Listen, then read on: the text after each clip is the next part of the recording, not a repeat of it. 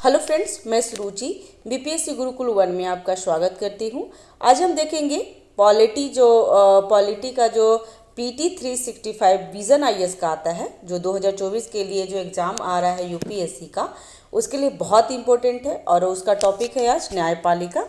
ठीक है, इससे पहले एक भी वीडियो आपको मेरे प्लेलिस्ट में मिल जाएगा, तो वहाँ जा करके चेकआउट कर सकते हैं। ठीक है, चैनल पे अगर नए हैं तो चैनल को सब्सक्राइब कीजिए, लाइक कीजिए, शेयर कीजिए। कोई त्रुटि रह जाती है तो कमेंट बॉक्स पे आप हमें बता सकते हैं। ठीक है, तो स्टार्ट करते हैं।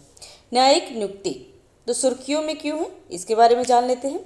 तो हाल ही में न्यायाधीशों की नियुक्ति में केंद्रों द्वारा अत्यधिक देरी के खिलाफ अवमानना मामले की सुनवाई के दौरान सुप्रीम कोर्ट ने कहा कि सरकार को या तो उन नियुक्तियों की अधिसूचित करना चाहिए या विशिष्ट आपत्तियों का हवाला देते हुए उन्हें वापस भेज देना चाहिए। ठीक है, तो उच्चतर न्यायपालिका में न्यायाधीशों की नियुक्ति क्या है। तो न्यायाधीशों की नियुक्ति एक कॉलेजियम प्रणाली द्वारा होता है। ठीक है, कॉलेजियम प्रणाली आपको पता ही होगा कि कॉलेजियम प्रणाली क्या होती है, क्योंकि ये बहुत चर्चा में आया हुआ है और के एक तरह के तहत की जाती है। संविधान के अनुच्छेद 124(2) और 124(2) और 217 क्रमशः सुप्रीम कोर्ट तथा हाई कोर्ट में न्यायाधीशों की नियुक्ति के प्रावधान करते हैं। ठीक है, 124 आर्टिकल्स है उसके लिए सुप्रीम कोर्ट के लिए, और 217 जो आर्टिकल्स है वो हाई कोर्ट के लिए जो न्यायाधीश होते हैं उनको नियुक्ति करने के लिए प्रावधान किया गया है। ठीक है, कॉलेजियम प्रणाली सुप्रीम कोर्ट के निर्णयों के माध्यम से विकसित हुई है। ये निर्णय 1981, 1993 और 1998 में थ्री जजेज केस में दिए गए थे। सुप्रीम कोर्ट कॉलेजियम की अध्यक्षता भारत के मुख्य न्यायाधीश सीजेआई करते हैं और इसमें शीर्ष न्यायालय के 4 अन्य वरिष्ठतम न्यायाधीश शामिल होते हैं। ठीक है, हाई कोर्ट कॉलेजियम के अध्यक्ष संबंधित हाई कोर्ट के वर्तमान मुख्य न्यायाधीश होते हैं, जबकि 2 अन्य वरिष्ठ न्यायाधीश इनके सदस्य होते हैं। यह कॉलेजियम सुप्रीम कोर्ट के कॉलेजियम को अपनी सिफारिशें भेजता है। ठीक है, संबंधित का हाई कोर्ट के न्यायाधीशों की नियुक्ति के लिए प्रावधान की शुरुआत हाई कोर्ट कॉलेजियम करता है तथा high court collegium supreme court collegium को अपने विचार भेजता है। हाई कोर्ट कॉलेजियम से संबंधित हाई कोर्ट के मुख्य न्यायाधीश और 2 वरिष्ठतम न्यायाधीश शामिल होते हैं। ठीक है, और यहाँ पे ये दिया हुआ है कि उच्चतर न्यायपालिका में नियुक्ति से संबंधित संवैधानिक व्यवधान है, और यहाँ पे उच्चतर न्यायपालिका में नियुक्ति से संबंधित न्यायिक निर्णय है। ठीक है, जिसमें आपको पता होगा अनुच्छेद 124 आपको सुप्रीम कोर्ट के लिए है, 217 हाई कोर्ट के लिए है। ठीक है, नेक्स्ट यहाँ पे देख लेंगे न्यायाधीशों की नियुक्ति में सरकार की भूमिका क्या होती है। तो ये भी जान लेते हैं कि प्रक्रिया ज्ञापन के तहत सरकार अनुशंसित उम्मीदवारों को इंटेलिजेंस ब्यूरो से जांच करवाती है। ठीक है, और सरकार कॉलेजियम की पसंद के संबंध में आपत्ति उठा सकती है और स्पष्टीकरण मांग भी सकती है। ठीक है, हालांकि यदि कॉलेजियम उन्हीं नामों को सरकार के पास फिर से भेजता है तो सरकार उन्हें न्यायाधीशों के रूप में नियुक्त करने के लिए बाध्य है। ठीक है, क्योंकि कॉलेजियम का जो संविधान संशोधन 99वां संविधान संशोधन जो हुआ था, तो ये उसी के लिए था। ठीक है, नेक्स्ट अखिल भारतीय न्यायिक सेवा है, ऑल इंडिया जुडिशियल सर्विस। तो इसके बारे में सुर्खियों में क्यों है तो जान लेते हैं। हाल ही में संविधान दिवस कब मनाया जाता है फ्रेंड्स? तो 26 नवंबर को। ध्यान दीजिएगा कि 26 नवंबर को हमने संविधान को अंगीकृत और उसे अपनाया था, इसीलिए संविधान दिवस 26 नवंबर को मनाया जाता है। समारोह के दौरान राष्ट्रपति ने न्यायाधीशों की भर्ती के लिए अखिल भारतीय न्यायिक सेवा की स्थापना का विचार प्रस्तुत किया था। अखिल भारतीय न्यायिक सेवा के बारे में क्या है, इसके बारे में पहले जान लेते हैं कि अखिल भारतीय न्यायिक सेवा सभी राज्यों के लिए अतिरिक्त जिला न्यायाधीशों और जिला न्यायाधीशों के स्तर पर न्यायाधीशों की भर्ती को केंद्रीकृत करने के लिए एक सुधारात्मक प्रयास है। अखिल भारतीय न्यायिक सेवा का शॉर्ट फॉर्म है क्या? AIJS। ठीक है, कि केंद्रीय न्यायिक सेवा का विचार पहली बार कब आया था? तो 14वें विधि आयोग 1958 को न्यायिक प्रशासन में सुधार पर रिपोर्ट में प्रस्तुत किया गया था। संवैधानिक प्रावधान क्या क्या है जान लेते हैं। 42वें संविधान संशोधन द्वारा अनुच्छेद 312A को संशोधित किया गया। इस संशोधन के तहत संसद को अखिल भारतीय न्यायिक सेवा सहित एक या एक से अधिक अखिल भारतीय सेवाओं के गठन के लिए कानून बनाने का अधिकार दिया गया था। ठीक है, वर्तमान में जिला न्यायाधीश की भर्ती की पद्धति क्या है जान लेते हैं। भारत के संविधान के अनुच्छेद 233 और 234 जिला न्यायाधीशों की नियुक्ति से संबंधित है। तो फ्रेंड्स ये ध्यान दीजिएगा, क्योंकि अभी क्या हो जाता है, अब जो पहले बहुत सारे पूछता था कि न्यायपालिका का कब है या फिर निर्वाचन आयोग का कौन सा आर्टिकल है, लेकिन अब क्या पूछेगा, अब उससे डीप क्वेश्चन पूछ लेता है। तो मे भी ये पूछ सकता है कि जिला न्यायाधीशों की नियुक्ति के संबंध में कौन से आर्टिकल्स है, तो 233 और 234। ये नियुक्ति अधिकारिता अंतर्गत किया जाता है। चयन प्रक्रिया क्या क्या है, तो राज्य लोक सेवा आयोग, ठीक है, राज्य लोक सेवा आयोग और संबंधित हाई कोर्ट द्वारा संचालित की जाती है, क्योंकि राज्य में अधीनस्थ न्यायपालिका हाई कोर्ट के अधिकार क्षेत्र के अंतर्गत होती है। हाई कोर्ट के न्यायाधीशों के पैनल परीक्षा के बाद उम्मीदवारों का साक्षात्कार करते हैं और नियुक्ति के लिए उनका चयन करते हैं। निचली न्यायपालिका के जिला न्यायाधीश स्तर तक के सभी न्यायाधीशों का चयन प्रांतीय सिविल सेवा न्यायिक परीक्षा के माध्यम से किया जाता है। पीसीएस को आमतौर पर न्यायिक सेवा परीक्षा के रूप में जाना जाता है। ठीक है, जो पीसीएस जो जुडिशियरी का होता है उसको न्यायिक सेवा परीक्षा के बारे में जाना जाता है। ठीक है, नेक्स्ट कानूनी सहायता, लीगल एड्स क्या है ये जान लेते हैं। हाल ही सुर्खियों में क्यों है, तो हाल ही में क्रमिक लोक शिकायत कानून और न्याय पर संसदीय अस्थायी समिति ने विधिक सेवा प्राधिकरण अधिनियम 1987 के तहत कानूनी सहायता के कार्य प्रणाली समीक्षा का एक रिपोर्ट प्रस्तुत की है।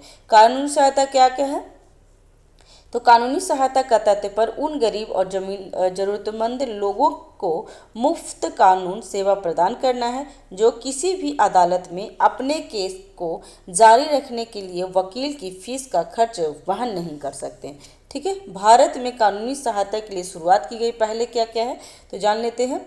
विधिक सेवा प्राधिकरण अधिनियम 1987 यह भारत में कानून सहायता का एक वैधानिक ढांचा प्रदान करता है।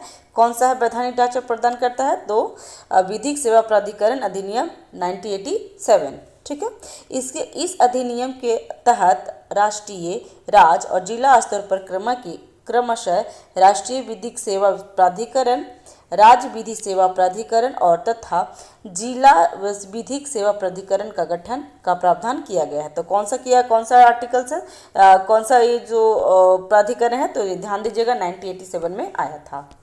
ठीक है, विधिक सेवा प्राधिकरण अधिनियम 1987 के तहत लोक अदालत का आयोजन किया जाता है। ये अदालतें वैकल्पिक विवाद निवारण तंत्र का हिस्सा होता है। इन अदालतों में या मुकदमा पूर्व चरण में लंबित विवादों को सौहार्दपूर्ण ढंग से सुलझाया जाता है। ठीक है, पैरालीगल वॉलंटियर क्या है, तो जानते हैं। तो पैरालीगल वॉलंटियर एक प्रशिक्षित व्यक्ति होते हैं जो जरूरतमंद लोगों को निःशुल्क कानूनी सहायता प्रदान करते हैं। विधिक सेवा प्राधिकरण एवं लोक अदालत की सहायता भी करते हैं। ठीक है, देख लेते हैं। सुप्रीम कोर्ट विधिक सेवा समिति, इसका क्या है, तो इससे गरीबों, वंचितों और हाशिए पर रहने वाले लोगों को मुफ्त कानूनी सेवाएं प्रदान करने के लिए विधिक सेवा प्राधिकरण अधिनियम की धारा 3A के तहत गठित किया गया है। इसमें क्या क्या है, तो भारत के मुख्य न्यायाधीश इसमें रहते हैं। सदस्य कौन से हैं, तो अध्यक्ष, सुप्रीम कोर्ट का कोई एक मौजूदा न्यायाधीश अध्यक्ष होते हैं एवं 9 सदस्य भारत के मुख्य न्यायाधीश द्वारा नामित किए जाते हैं। ठीक है, दिशा योजना क्या है, तो जान लेते हैं इसके बारे में।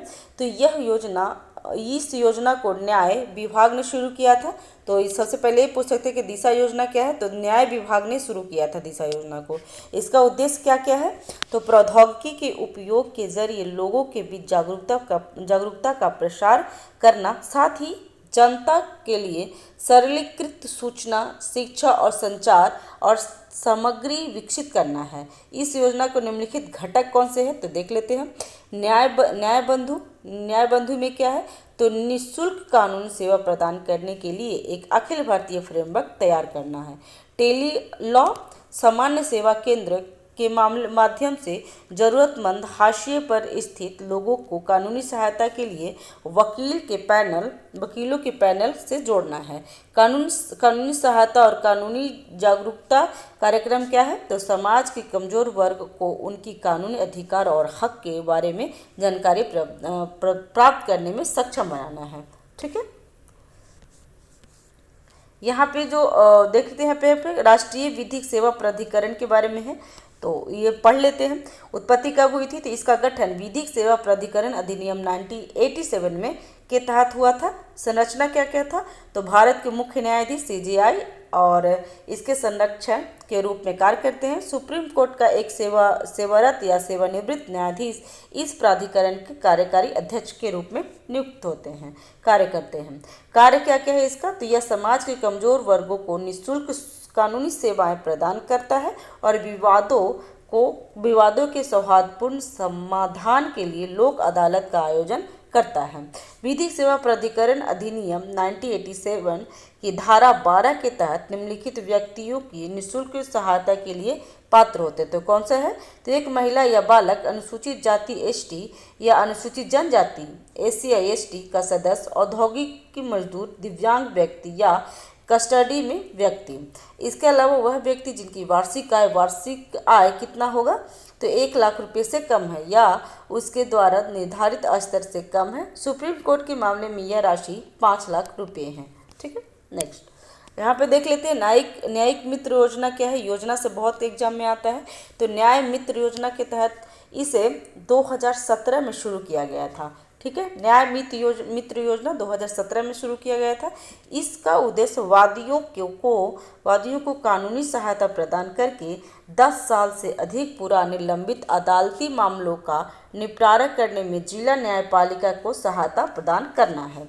ठीक है, सुप्रीम कोर्ट माध्यम आज समूह कानूनी सहायता योजना, ये भी एक योजना है। ठीक है, इस योजना में सुप्रीम कोर्ट ने शुरू किया है। इस योजना को किसने शुरू किया, तो सुप्रीम कोर्ट ने, और इसके तहत 60,000 रुपये प्रति महीने या 7.5 लाख रुपये प्रति वर्ष तय की गई आय वाले मध्यम आय वाले के लोगों को कानूनी सहायता दी जाएगी। ठीक है, भारत में कानूनी सहायता से संबंधित संवैधानिक प्रावधान क्या है, और कानूनी सहायता से संबंधित न्यायिक निर्णय क्या क्या है, तो इसके बारे में देख लेते हैं। अनुच्छेद कितना है, तो 39A। ठीक है, 39A, तो यहाँ पे अनुच्छेद अनुच्छेद कितनी है, तो 39A। इसमें यह प्रावधान है कि राज्य उचित कानून बनाकर या योजनाओं के जरिए निःशुल्क कानूनी सहायता प्रदान करेगा। ठीक है, और अनुच्छेद 22A में लिखा हुआ है कि डिटेन किए गए या जेल में बंद प्रत्येक व्यक्ति को उसकी रुचि के वकील से परामर्श करने या विधिक सहायता लेने का कानूनी प्रावधान है। इसमें स्पष्ट तौर पर है कानूनी सहायता को मान्यता दी गई है।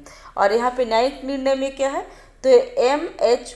होसकोट बनाम महाराष्ट्र राज्यवाद कब हुआ था, तो 1978 में। सुप्रीम कोर्ट ने कहा है कि निःशुल्क कानूनी सहायता का अधिकार सरकार का कर्तव्य है और यह अनुच्छेद 21 का एक अंतर्निहित पहलू भी है। ठीक है, हुसैन नारा खातून बनाम बिहार राज्यवाद 1979 में क्या है, तो सुप्रीम कोर्ट ने माना है कि कानूनी सेवाएं अनुच्छेद 21 के तहत न्याय संगत, निष्पक्ष और उचित प्रक्रिया एक आवश्यक घटक है। ठीक है, अब देख लेते हैं मध्यस्थता अधिनियम 2023।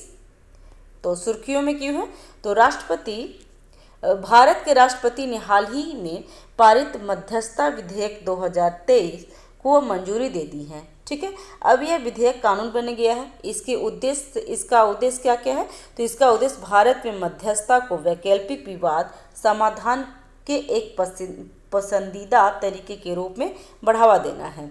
वैकल्पिक विवाद समाधान क्या है तो जान लेते हैं। वैकल्पिक विवाद समाधान उन अलग अलग तरीकों के बारे में बताता है जिनका उपयोग करके लोग बिना किसी सुनवाई के विवाद का समाधान कर सकते हैं।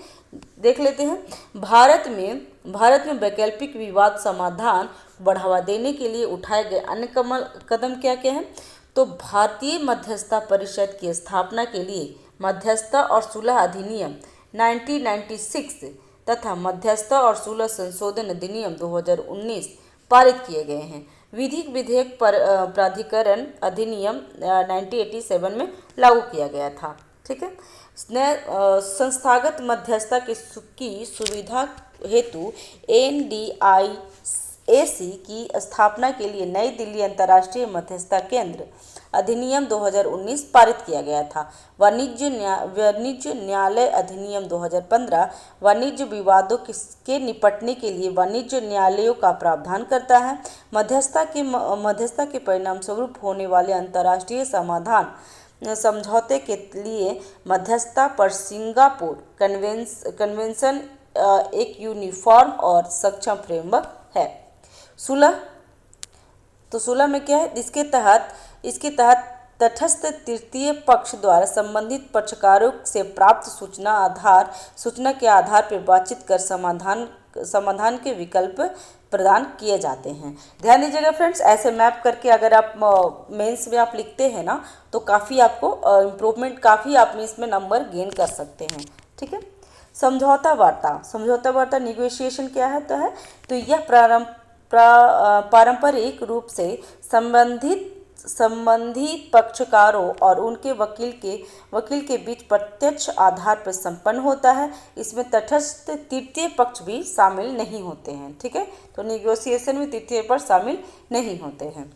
और मध्यस्थता, इसके तहत साक्ष्य की प्रस्तुति के बाद एक तटस्थ मध्यस्थ द्वारा निर्णय दिया जाता है जिससे पंचाट भी कहा जाता है। ठीक है, और चौथा में सहयोगी कानून, तो इसके तहत दोनों पक्षकारों को प्रतिनिधि एक सहयोगी वकील द्वारा किया जाता है जो दोनों पक्षकार मुकदमा नहीं करने के लिए सहमत हो जाते हैं। अब मीडिएशन क्या होता है? तो एक बहुत ही लचीली प्रक्रिया है। इसे विवाद के दौरान किसी भी समय प्रभावी ढंग से इस्तेमाल किया जाता है मीडिएशन। ठीक है, मध्यस्थता विधेयक 2023 की मुख्य विशेषताएं पर एक नज़र देख लेते हैं। मध्यस्थता को परिभाषित करता है। मध्यस्थता एक ऐसी प्रक्रिया होगी जिसमें मध्यस्थता, मुकदमा पूर्व मध्यस्थता, ऑनलाइन मध्यस्थता, सामुदायिक मध्यस्थता, सुलह या समान अर्थ की कोई पदावली शामिल हो। इसके तहत संबंधित पक्ष तीसरे व्यक्ति की सहायता से अपने विवाद के सौहार्दपूर्ण समाधान तक पहुंचने का प्रयास करते हैं। इस तीसरे व्यक्ति को मध्यस्थ कहा जाता है। ठीक है, मुकदमेबाजी से पहले स्वैच्छिक मध्यस्थता होता है। तो संबंधित पक्षों से अपेक्षा की जाती है कि वे अपने सिविल या वाणिज्य विवादों का न्यायालय या किसी अधिकरण के पास जाने से पहले मध्यस्थता के जरिए समाधान करने का प्रयास करेंगे। ठीक है, मध्यस्थता के लिए अनुपयुक्त विवाद क्या है? तो केंद्र सरकार ऐसे विवादों की सूची में संशोधन कर सकती है। इस सूची में निम्नलिखित विवाद शामिल हैं: नाबालिग या मानसिक रूप से अस्वस्थ लोगों से संबंधित विवाद, दंडनीय अपराध के अभियोजन से जुड़े विवाद और तीसरे पक्ष के अधिकारों को प्रभावित करने वाले विवाद। इसमें क्या होता है? तो इसमें मध्यस्थता नहीं होती है। ठीक है, इसमें प्रादेशिक क्षेत्राधिकार, तो जब तक संबंधित पक्ष किसी अन्य तरीके से या ऑनलाइन मोड्स में मध्यस्थता के लिए सहमत न हो तब तक मध्यस्थता संबंधित क्षेत्राधिकार वाले न्यायालय या सक्षम क्षेत्राधिकार वाले अधिकरण के तहत होगी। मध्यस्थता किए जाने की समय सीमा क्या होगी? तो समय सीमा तो इसे 120 दिन, ध्यान दीजिएगा, समय सीमा 120 दिन के भीतर पूरा किया जाना चाहिए। इसके अलावा इस समय सीमा को पक्षों की सहमति से 60 दिन तक बढ़ाया जा सकता है। एक पक्ष दो सत्रों के बाद मध्यस्थता से हट सकता है। ठीक है, 2 बार अगर मिला दिया तो मध्यस्थता से हट जाएगा।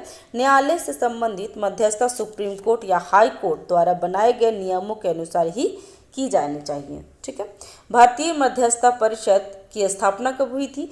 तो भारतीय मध्यस्थता परिषद के निम्नलिखित शामिल है। कौन कौन है? तो एक अध्यक्ष, 2 पूर्णकालिक सदस्य, मध्यस्थता या एडीआर का अनुभव रखने वाला, एक अंशकालिक सदस्य जिसमें विधि सचिव या व्यय सचिव शामिल हो, और 3 पदेन सदस्य होते हैं। ठीक है, मध्यस्थता सेवा प्रदाताओं को परिभाषित करता है। तो यह मध्यस्थता सेवा प्रदाताओं को एमसीआई द्वारा मध्यस्थता करने के लिए अधिकृत निकाय या संगठन के रूप में परिभाषित करता है। विधिक सेवा प्राधिकरण अधिनियम 1987 के तहत गठित प्राधिकरण भी मध्यस्थता कर सकता है। सामुदायिक मध्यस्थता का आयोजन, इसके बारे में जान लेते हैं। तो इसके तहत 3 मध्यस्थों के एक पैनल द्वारा किसी क्षेत्र के निवासी के बीच शांति और सद्भावना को प्रभावित करने वाले विवादों का समाधान किया जा सकता है।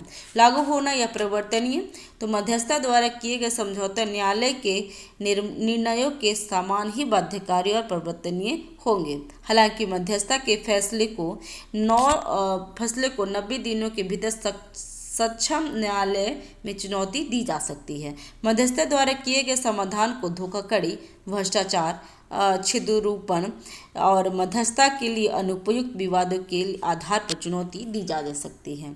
ठीक है, अब लोक अदालत के बारे में जान लेते हैं। तो लोक अदालत एक वैकल्पिक विवाद निवारण तंत्र है। लोक अदालत क्या है? तो एक वैकल्पिक विवाद निवारण तंत्र है। ठीक है, एडीआरएम में पारंपरिक अदालती प्रणाली के बाहर विवादों को सुलझाने के विविध तरीके शामिल हैं। इस तंत्र में न्यायपालिका पर मुकदमों के बोझ को कम करने में महत्वपूर्ण भूमिका निभाई है। साथ ही विवादों को हल करने के लिए एक त्वरित, वहनीय और अधिक सौहार्दपूर्ण माध्यम प्रदान किया है। लोक अदालतों से जुड़े मुख्य तथ्य क्या है? तो स्थापना, इसका गठन विधिक सेवा प्राधिकरण अधिनियम 1987 के तहत किया जाता है।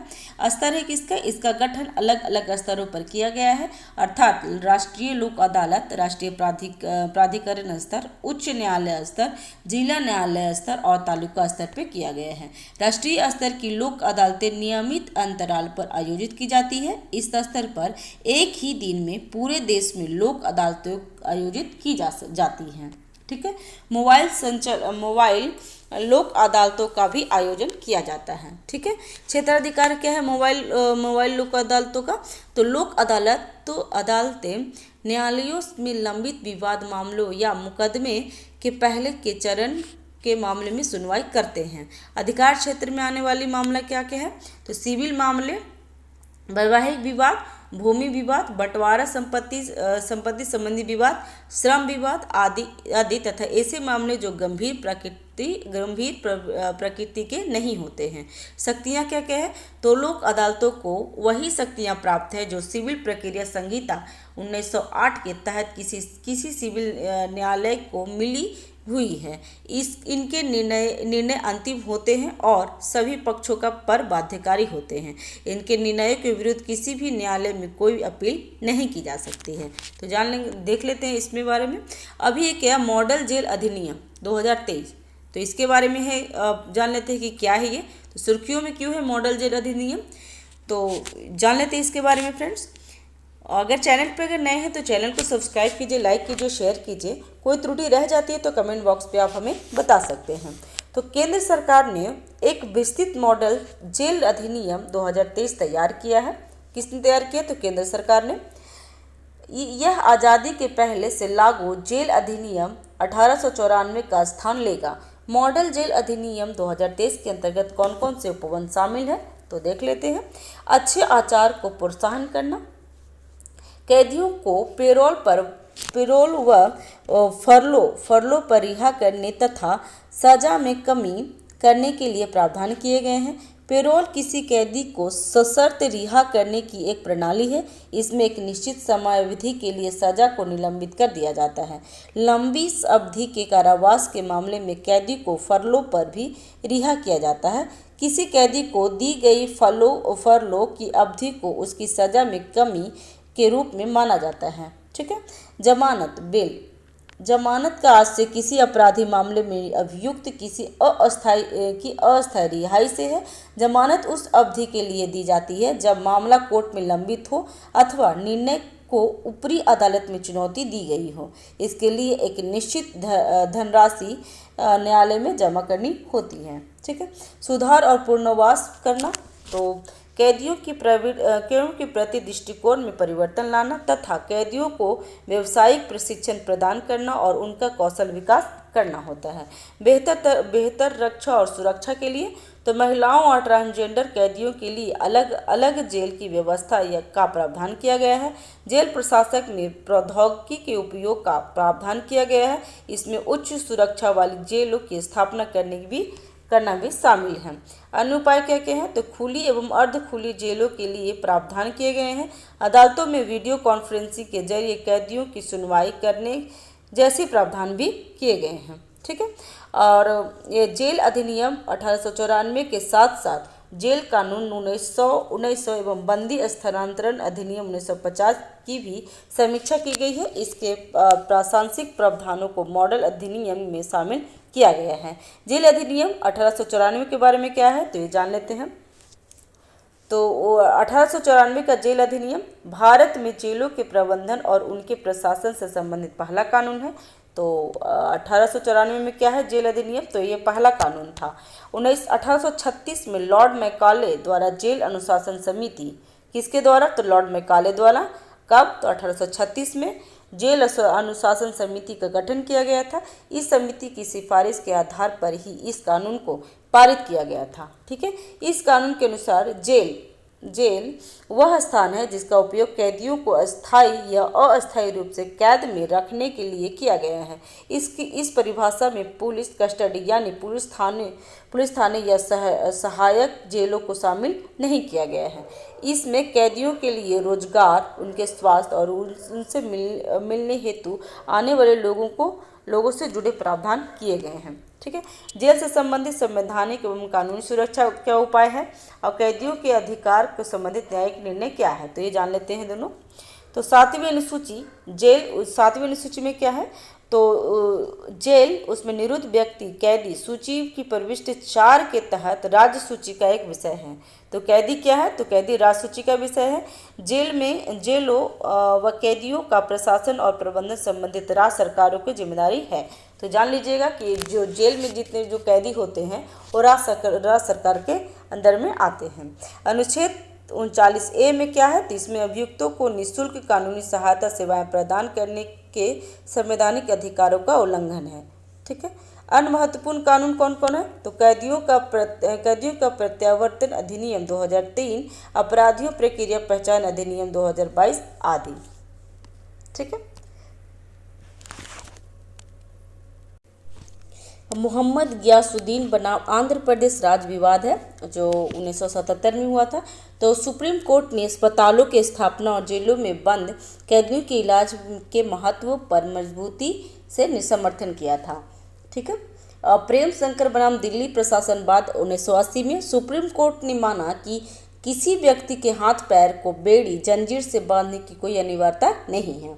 और शीला बरसे बनाम महाराष्ट्र राज्यवाद में कहा है जो 1983 में हुआ था। तो यह केस जेलों में बंद महिला कैदियों के साथ होने वाली हिंसा यानी हिरासत में हिंसा से संबंधित था।